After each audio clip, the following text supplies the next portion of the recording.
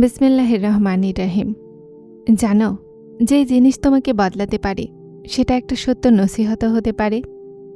মানুষ অনেক সময় জীবনে বড় পরিবর্তনের অপেক্ষায় থাকে, যদিও কখনো কখনো একটা সত্য নসিহত, একটা সঠিক চিন্তা অথবা একটা মুহূর্তের সচেতনতা পুরো জীবনের মোড় বদলে দেয়।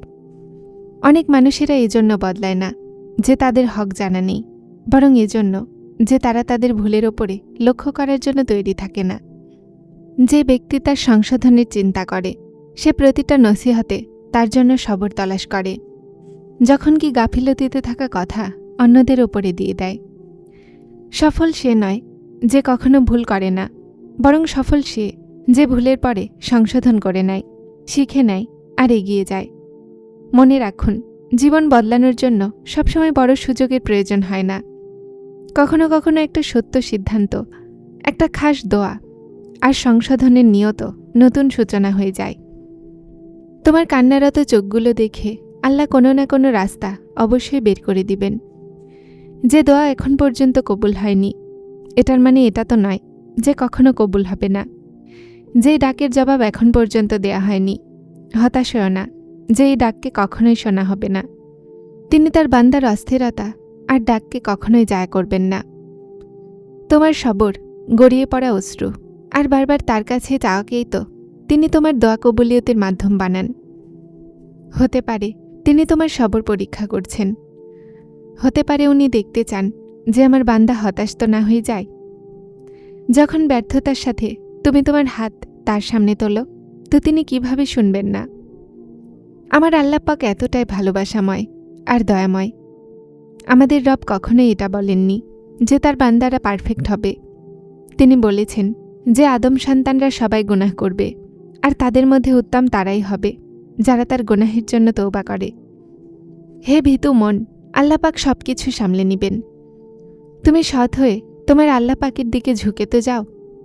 ক্লান্ত হয়ে গেছ না তোমার ভেতরে চলা যুদ্ধে, কথায় যা তুমি কাউকে বলনি, আর এই বোঝায় যা তুমি বহন করতে পারছ না?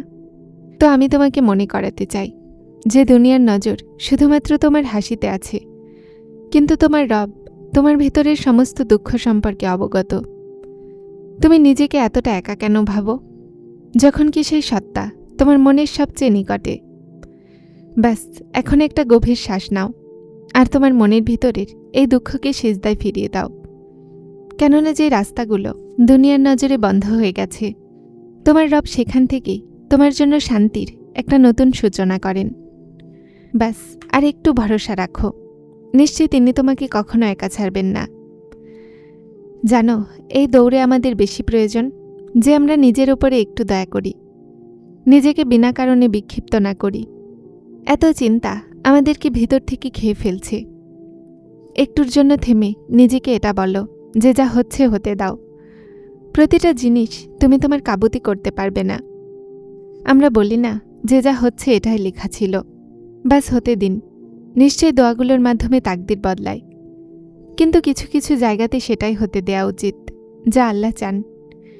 কেননা আমরা যখন উত্তম চাই, তো অনেক সময় উত্তম সেখানেই হয় যা ওই সময় হচ্ছে। কিছুই বিনা কারণে হয় না, উদ্দেশ্যেই হয়।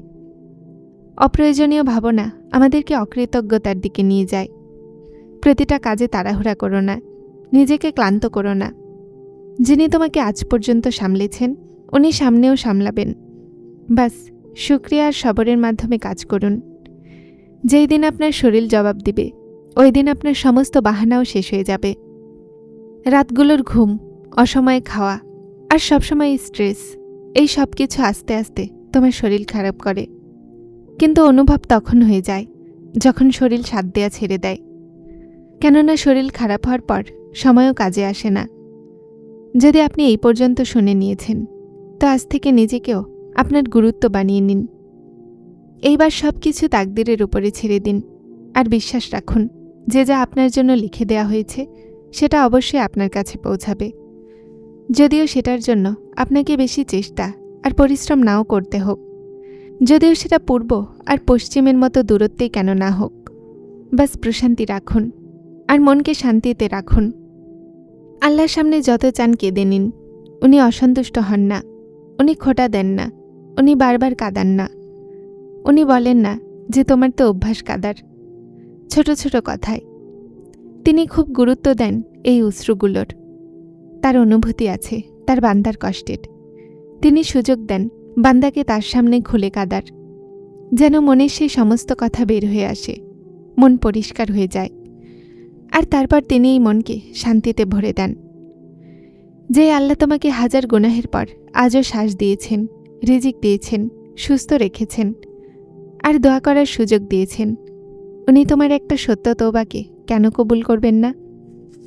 শয়তান তোমাকে গুনাহের পরে হতাশ করে, বরং আল্লাহ গুনাহের পরেও তার রহমতের দিকে ডাকেন। আর তোমার রবের রহমত হতে হতাশ তো বিপদগামীরাই হয়। সব কিছু আল্লাহর সোপর্দ করার পরেও কিছু রাস্তাগুলো এমন হয় যখন মন তার নিজেরই জখমের কাছে গিয়ে বসে। মানুষ হেসে তো নেয়, কিন্তু ভিতরে কোথাও একটা নীরব তুফান উঠছে। কখনো কখনো আমরা এতটা ক্লান্ত হয়ে যাই যে অভিযোগও করতে পারি না। ব্যাস নীরবভাবে আকাশের দিকে দেখে ভাবি যে হয়তো আল্লাহ আমাদের অশ্রুর জবাবও জানেন। আর বাস্তবতা হলো এটাই যে তিনি বোঝেন। তিনি প্রতিটা ওই দুঃখকে জানেন যা তুমি কাউকে বলনি, প্রতিটা ওই রাতকে জানেন যা তুমি তাকিয়ে থেকে পার করেছ। তিনি ওই ভাঙা স্বপ্নগুলোকেও জানেন যা আজ তোমার মনে ফোটে। এজন্য নিজেকে একা ভেব না, কেননা যখন পুরো দুনিয়া ছেড়ে দেয় তখন রবের দরজা বন্ধ হয় না। তোমার মনের শূন্যতাও একদিন বসন্ত হবে, তোমার নীরব দোয়াগুলো একদিন কবুলিয়তের লিবাস পরবে। আর হয়তো সেই দিন এতটা খুব সুন্দর হবে যে তুমি তোমার পার হয়ে যাওয়া সমস্ত দুঃখগুলোকে বলবে, ইয়া আল্লাহ, সত্যি আপনি আমাকে কখনো একা ছাড়েননি। আপনি দেখবেন খুব জলদি আপনি সেসব পেয়ে যাবেন যেটার জন্য আপনি দোয়া করেছেন, যেটাকে আপনি আপনার রবের কাছে চেয়েছেন। কেননা দোয়াগুলো কখনোই বৃথা যায় না, আর তিনি তার বান্দাগুলোর বিশ্বাসের মান রাখেন। আর মনে রাখুন, আজ থেকে আপনার আল্লাহর ওপর পরিপূর্ণ বিশ্বাস করতে গিয়ে ভালো ধারণা রাখতে হবে, আর নিজেকে এই সমস্ত চিন্তা থেকে মুক্ত করে নিতে হবে যেটার কারণে আপনি খুব বেশি চিন্তিত থাকেন।